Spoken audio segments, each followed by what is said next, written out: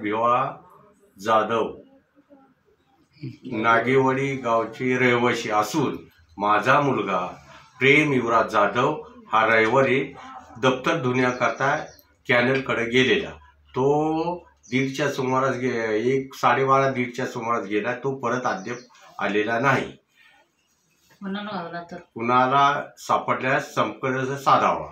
Mobile number 9527095015 Shakambhari मंदिराजवळ संपर्क साधावा। कुणाला आढळल्यास संपर्क साधावा। बस तेवढंच आहे।